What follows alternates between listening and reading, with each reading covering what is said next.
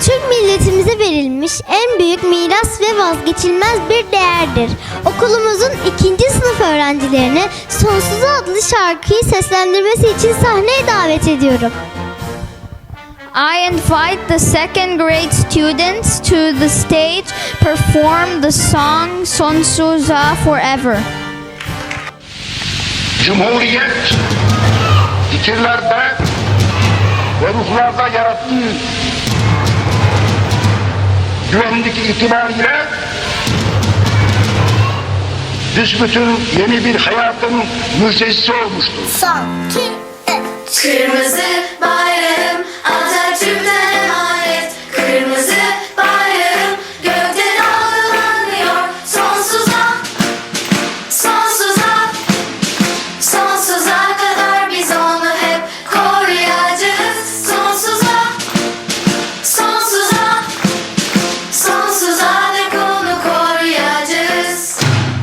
Kurtuluş Savaşı'nda birlik oldu bu millet. Tek bayrak, tek yürek, kuruldu Cumhuriyet. Sonsuza, sonsuza, sonsuza kadar biz onu hep koruyacağız. Sonsuza, sonsuza, sonsuza dek onu koruyacağız.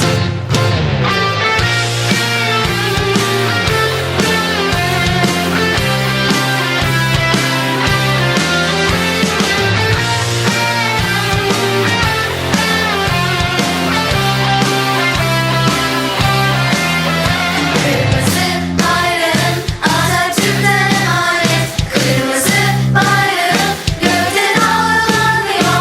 Sonsuza, sonsuza, sonsuza kadar biz onu hep koruyacağız. Sonsuza, sonsuza, sonsuza dek onu koruyacağız.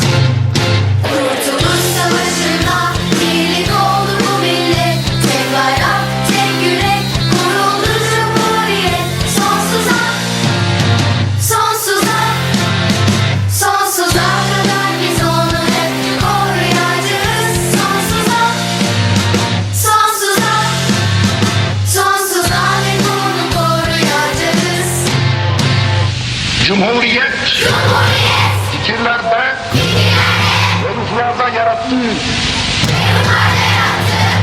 güvenlik itibariyle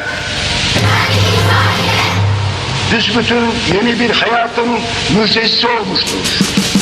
Sonsuza,